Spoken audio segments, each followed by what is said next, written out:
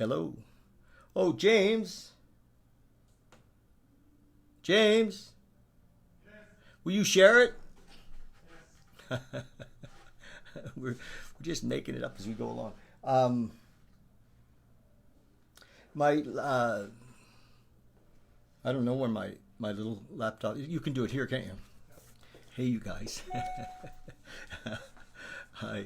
We're just getting ready to do our reading of Eckhart Tolle, and I don't know about you guys, but this has been so good for me.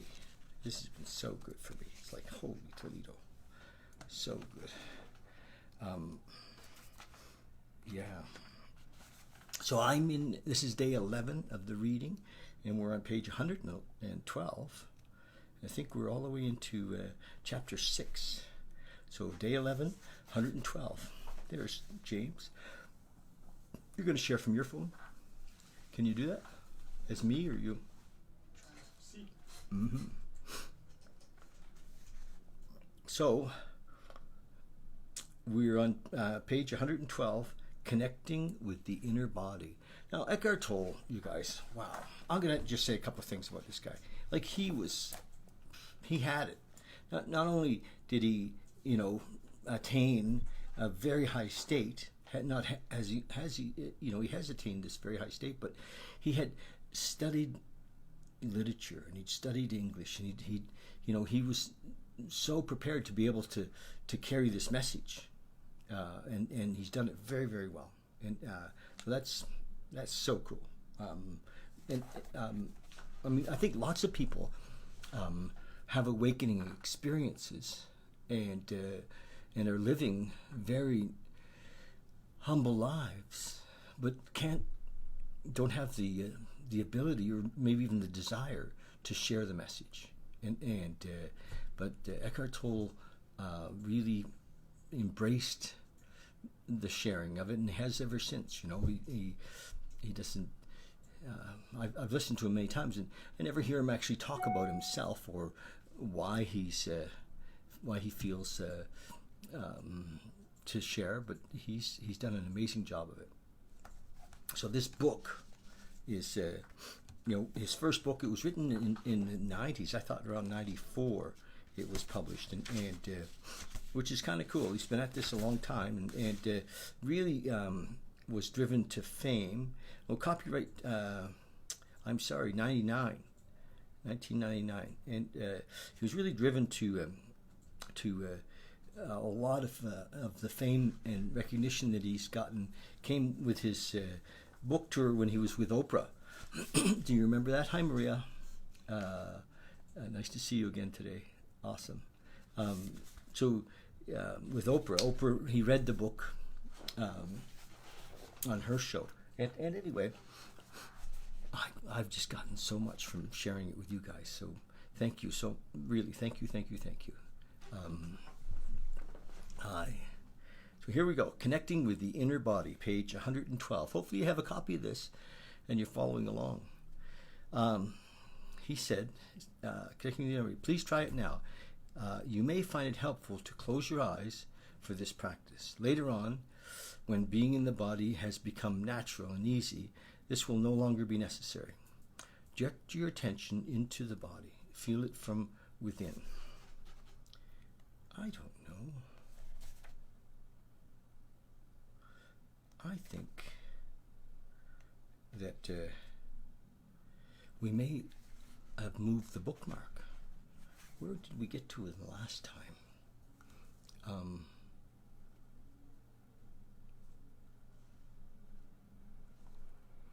Just looking to see. It didn't seem. We don't actually say where we end. I'm going to start to do that, to put on here where we started from. I'm going to back up, because it seems to me that we weren't that far along. Give me a minute.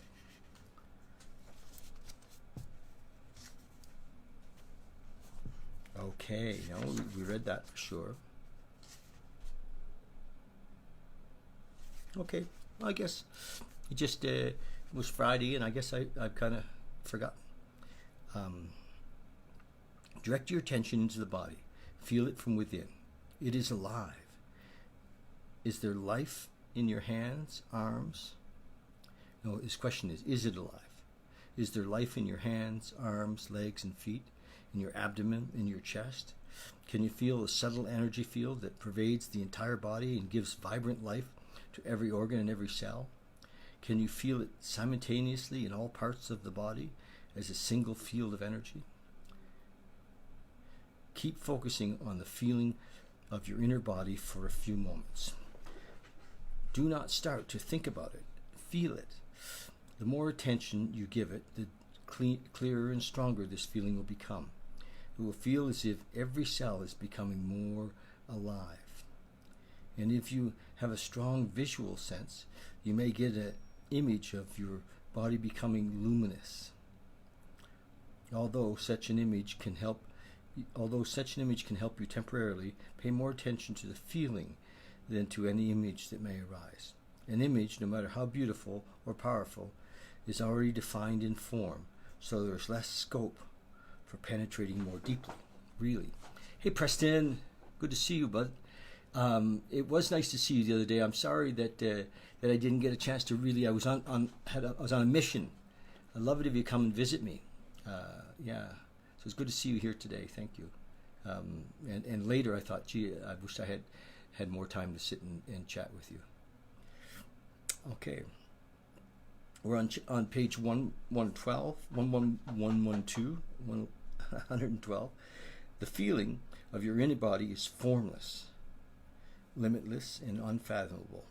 You can always go into it more deeply. If you cannot feel very much at this stage, pay attention to whatever you can feel. Perhaps there is just a slight tingling in your hands or feet. That's good enough for the moment. Just focus on the feeling. Your body is coming alive. Later, we will practice some more. Please open your eyes now, but keep some attention in the inner energy field of your body, even as you look around the room.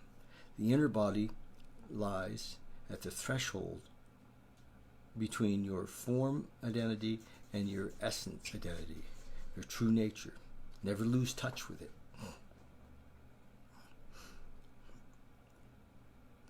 Subtitle, Transformation Through the Body. One of his students asked the question, why have most religions condemned or denied the body? It seems that spiritual seekers have always regarded the body as a hindrance or even as sinful. His question was, why have so few seekers become finders? On the level of the body, humans are very close to animals. All the basic body functions, pleasure, pain, breathing, eating, drinking, defecating, sleeping, the drive to find a mate and procreate, and of course death and birth, we share with the animals. A long time after their fall from a state of grace and oneness into illusion, humans suddenly woke. Humans suddenly woke up in what seemed to be an animal body, and they found this very disturbing. Don't fool yourself. You're no more than an animal. You are no more than an animal. This seems to be the truth that was staring them in the face. But it was too disturbing a truth to tolerate. Adam and Eve saw that they were naked, and they became afraid. Unconscious denial of their animal nature set in very quickly. The threat that they might be taken over by powerful instinctual drives and revert back to the complete unconsciousness was indeed a very real one. Shame and taboos appeared around certain parts of the body and bodily functions, especially sexuality. The length of their consciousness, the light of their consciousness, was not yet strong enough to make friends with their animal nature, to allow it to be and even enjoy that aspect of themselves, let alone to go deeply into it to find the divine hidden within. The divine hidden within it. The reality within the reality within the illusion. So they did what they had to do. They began to disassociate from their body. They now saw themselves as having a body rather than just being it. When religion arose, this disassociation became even more pronounced as the "you are not your body" belief. Countless people in the East and West throughout the ages have tried to find God, salvation, or enlightenment through denial of the body. This took the form of denial of sense pleasures and of sexuality in particularly, and fasting, and even other ascetic practices.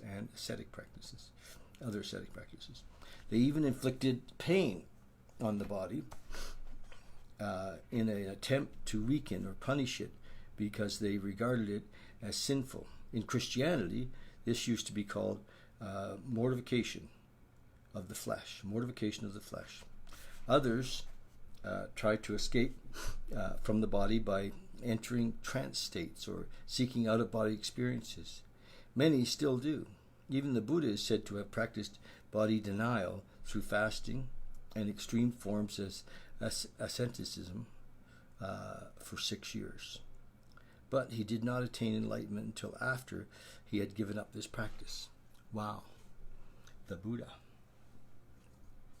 went through a denial of the body.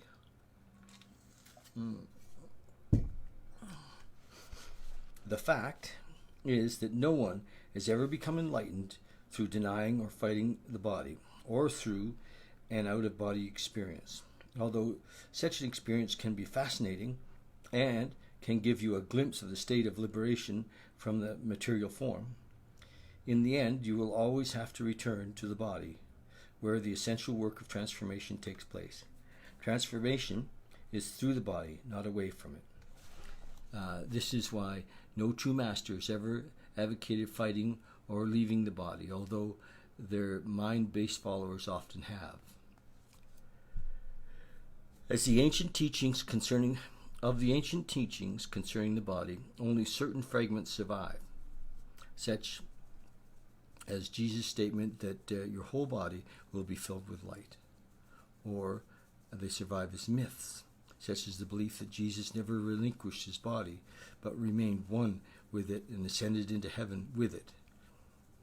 Almost no one to this day has understood those fragments or the hidden meaning of certain myths, and the "you are not your body" belief has prevailed universally, leading to the body denial and attempts to escape from the body. Countless seekers have thus been prevented from attaining spiritual realization for themselves and becoming finders. Next question from one of his students is it possible to recover the lost teachings on the significance of the body, or to reconstruct them from the existing fragments? And Eckhart Tolle said there's no need for that. All spiritual teachings originate from the same source. In that sense, there is and always has been only one master who manifests in many different forms. I am that master, and so are you, once you're able to access the source within. And the way to it is through the inner body. Although all spiritual teachings originate from the same source, once they became verbalized and written down, they are obviously no more than collections of words. And a word is nothing but a signpost, as we talked about earlier. In such teachings are signposts pointing the way back to the source. Nice. I've always spoken of the truth that is hidden within your body, but I will summarize for you again the lost teachings of the masters. So here is another signpost. Please endeavor to feel your inner body as you read or listen. What you perceive as a dense physical structure called the body, which is subject to disease, old age, and death, is not ultimately real, is not you. It is a misperception of your essential reality that is beyond birth and death, and is due to the limitations of the mind, which, having lost touch with being, creates the body as evidence of its illusionary belief in separation, and to justify its state of fear. But do not turn away from the body, for within that symbol of impermanence, limitations, and death that you perceive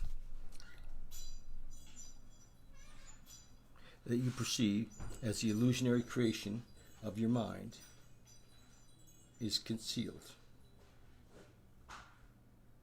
Just 1 second.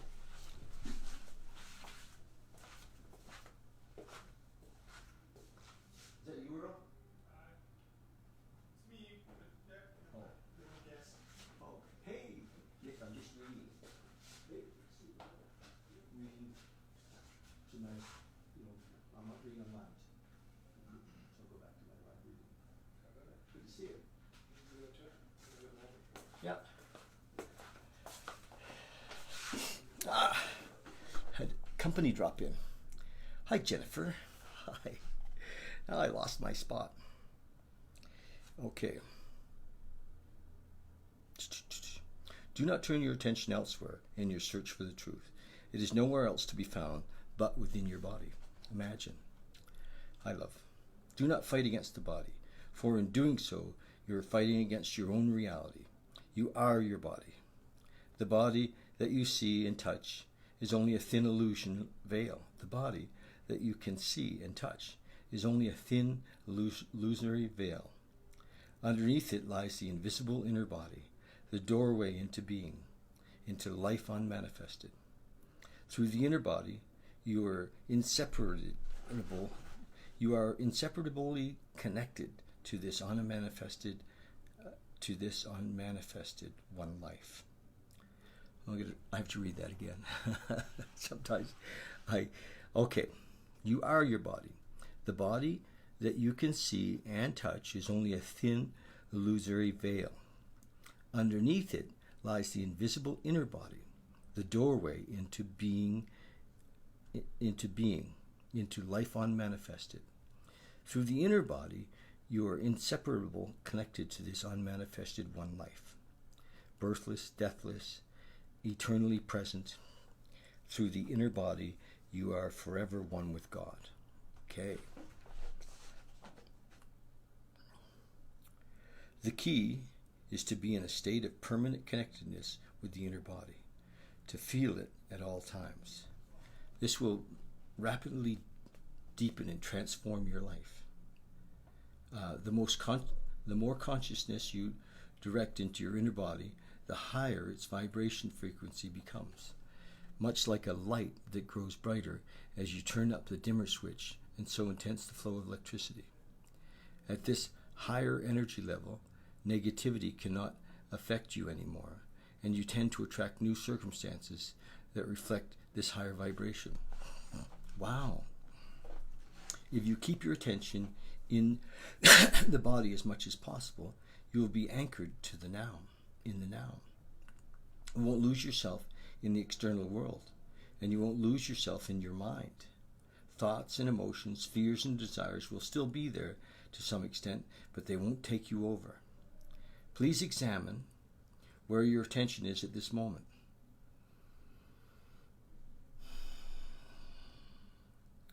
You are listening to me, or you are reading these words in a book. This is the focus of your attention. You're also peripherally aware of your surroundings, other people, and so on. Furthermore, there may be some mind activity around that you're hearing or reading, some mental commentary. Yet, there is no need for any of this to absorb all your attention.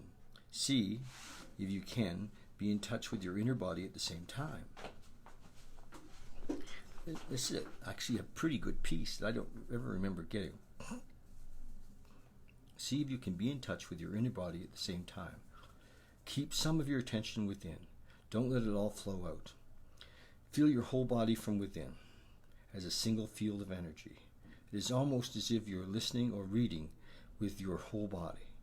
Let this be your practice in the days and weeks to come. Do not give all your attention away to the mind or the external world. By all means, focus on what you're doing, but feel the inner body at the same time, whenever possible. Stay rooted within. Then observe how this changes your state of consciousness and the quality of what you're doing. Whenever you're waiting, Whenever you are waiting,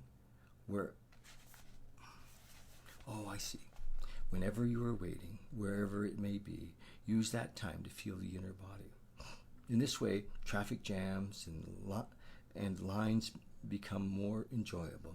Instead of mentally projecting yourself away from the now, go more deeply into the now by being more deeply into your body. Wow. The art of inner body awareness will develop into a completely new way of living, a state of permanent connectedness with being, and will add a depth to your life that you have never known before. Wow, that's pretty cool, isn't it? It is easy to stay present as the observer of your mind when you're deeply rooted within your body. No matter what happens on the outside, nothing can shake you anymore. Unless you stay present and inhabiting your body is always an essential aspect of it. Unless you stay present and inhabiting your body is always an essential aspect of it, you will continue to be run by your mind. The script in your head that you learned a long time ago, the conditioning of your mind, will dictate your thinking and your behavior. You may be free of it for brief intervals, but rarely for long. It is essentially true when something goes wrong. It is especially true when something goes wrong, or there is some loss or upset. Your conditioned reaction will then be involuntary, automatic, and predictable, fueled by the one basic emotion that underlies the mind-identified state of consciousness: fear, fueled by fear.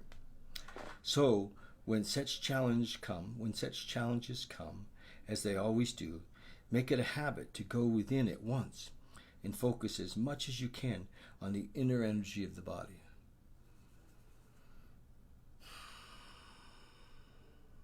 Wow, I love it. This need not take long, just a few seconds, but you need to do it at the moment that the challenge presents itself. Any delay will allow a conditioned mental, emotional reaction to arise and take you over. When you focus within and feel the inner body, you immediately become still and present. As you are withdrawing, you immediately become still and present as you're withdrawing consciousness from the mind. If a response is required in that situation, it will come up from this deeper level. Just as the sun is infinitely brighter than a candle flame, there is infinitely more intelligence in being than in your mind. Nice. As long as you're in conscious contact with your inner body, you are like a tree that is deeply rooted in the earth, or a building with a deep and solid foundation. The latter analogy is used by Jesus in the generally misunderstood parable of the two men who build a house. One man builds it on the sand without a foundation. When the storms and floods come, the house is swept away. The other man digs deep until he reaches the rock, then builds his house, which is not swept away by the floods. Before you enter the body, forgive. I felt very uncomfortable when I tried to put my attention on the inner body. This is a question from one of his students. I felt very uncomfortable when I tried to put my attention on the inner body. There was a feeling of agitation and some nausea, so I haven't been able to experience what you're talking about. What you feel is a lingering emotion that you are probably unaware of until you start putting some attention into the body. You're unaware of until you start putting some attention into the body. Unless you first give it some attention, the emotion will prevent you from gaining access to the inner body, which lies at a deeper level underneath it. Attention does not mean that you start thinking about it. It means you just observe the emotion, to feel it fully, and so to acknowledge and accept it as it is. Some emotions are easily identified: anger, fear, grief, and so on. Others may be much harder to label. They may just be vague feelings of unease and heaviness and consternation, halfway between an emotion and a physical sensation. In any case, what matters is not whether you can attach a mental label to it, but whether you can bring the feeling of it into awareness as much as possible. Attention is the key to transformation. The full attention also implies acceptance. Attention is like a beam of light, the focused power of your consciousness that transmutes everything into itself. In a fully functional organism, an emotion has a very short lifespan. It's like a momentary ripple or a wave on the surface of your being. When you're not in your body, however, an emotion can survive inside you for days or weeks, or join with other emotions of a similar frequency that have emerged and become the pain body. A parasite that can live inside you for years, feed on your energy, lead to physical illness, and make your life miserable. So place your attention on feeling the emotion and check whether your mind is holding on to a grievance pattern such as blame or self-pity or resentment that is feeding the emotion. If that is the case, it means that you haven't forgiven. Non-forgiveness is often toward another person or yourself, but it may just as well be toward any situation or condition, past, present, or future, that your mind refuses to accept. Yes, there can be non-forgiveness even with regard to the future. That is the mind's refusal to accept uncertainty, to accept that the future is ultimately beyond its control. Forgiveness is to relinquish your grievance and so to let go of grief. It happens naturally once you realize that your grievance serves no purpose except to strengthen the false sense of self. Forgiveness is to offer no resistance to life, to allow life to live through you. The alternatives are pain and suffering, a greatly restricted flow of life energy, and in many cases physical disease. The moment you truly forgive, you have reclaimed your power from the mind. Forgiveness is the very nature of the mind. Non-forgiveness is the very nature of the mind. Just as the mind-made false self, the ego, cannot survive without strife and conflict. The mind cannot forgive. Only you can. You become present. You enter your body. You feel the vibrant peace and stillness that emanates from being. That is why Jesus said, before you enter the temple, forgive. Wow. Well, that's it. Page 121. I'm going to take a break. I've got company here, and so I think we're going to just call it for today on 121. And love you guys. Thanks. Oh, I know what I wanted to mention. A couple of quick things. So Monday nights we do meditation group here, and it looks like we're going to be in this space for a while yet. Probably another 3 Mondays, I would think, 3 or 4 Mondays here. So you're encouraged to come. Please come and join us. And the other thing is that on the 15th of June, Russell Brand's coming to town. And Russell Brand on the 15th of June, come and see him. He's going to be at the Jubilee, and he's sponsored by Fresh Start. Fresh Start is an alcohol and drug recovery center here in Calgary, an amazing project that they've sponsored Russell to come. They've got, it's basically 2,500 seats and 2 shows. So if you don't know Russell's coming, grab a ticket. Come. I'm going to be at the first show, the early show. Heck, I would like to go to both shows.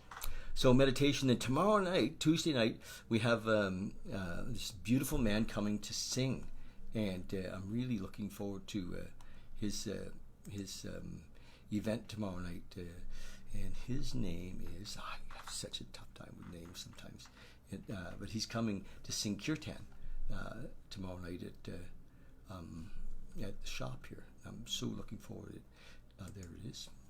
Kirtan with Sadhu Prim, Sadhu Prim, tomorrow night, June the 4th.